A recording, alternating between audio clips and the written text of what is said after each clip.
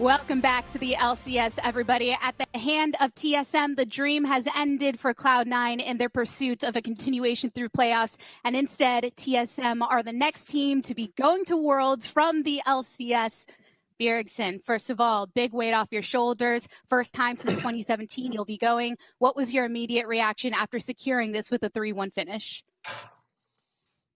I didn't really have much of a reaction, honestly. I don't think it really hits you yet until it becomes real, until we actually have to go to China and practice there. But I'm really excited to play against the international competition, all the mid laners, and see how I stack up after all these years.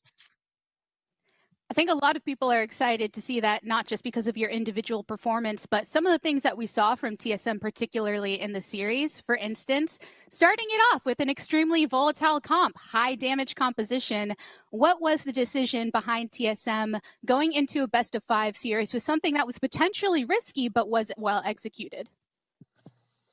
It's really just about understanding kind of the weakness of the enemy team comp, and they have some champions that struggle playing against a lot of these range damage dealers, like Seth and Galio have a hard time actually getting onto our carries. So also TF, when you get the rapid fire cannon auto attack, it sets up for these other carries really well because you basically have this extremely long range point and click stun.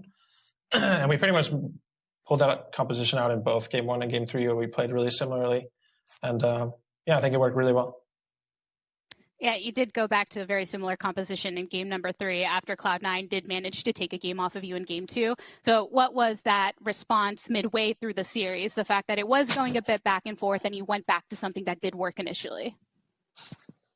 I think a part of it was also managing to get Sven off of Senna again. He's a really good Senna player, but he wasn't looking as proficient as some of the other picks. And I'm pretty surprised that they didn't just first pick the Senna in the third game, because I felt like they should really secure that for themselves.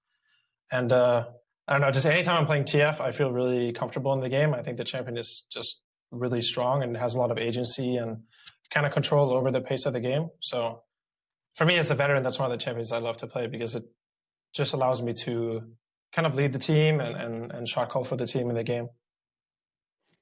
That leadership, that comfort, that consistency, it's what it has allowed the rest of TSM to rally around you as that leader, which has put a lot of pressure on your teammates that they vocalized wanting to get you specifically to Worlds because of how you've been performing. While you're no stranger to pressure, I just want to know how you have been responding to that everyone so clearly has been rallying behind you, being in this MVP top caliber form that you are.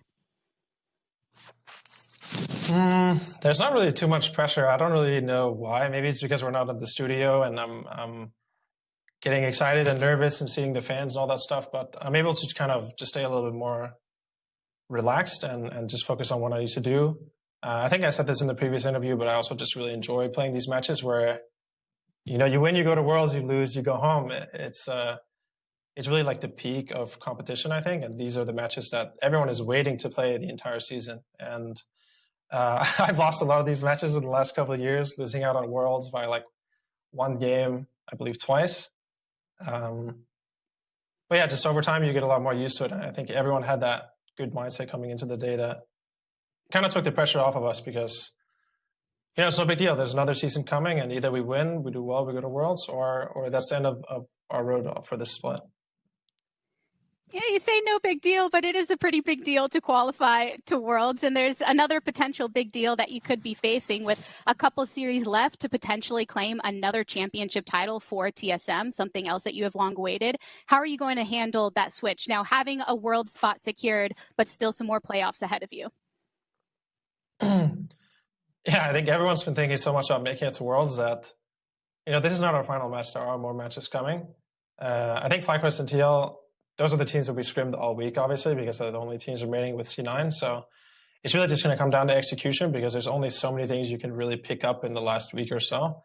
So I think everyone's going to have a decent idea of what each other wants to play. And then they are both good teams. And yeah, I think it just depends who plays better on that day. But I think any of the 3 teams could really take it. You had a lot of well-executed play today that TSM fans enjoyed. I'm sure they're looking forward to the future for the team. Bjergsen, thanks for stopping by. Thank you. There's so much to break down after that series. So to help us in doing so, let's head over to the State Farm Analyst Desk.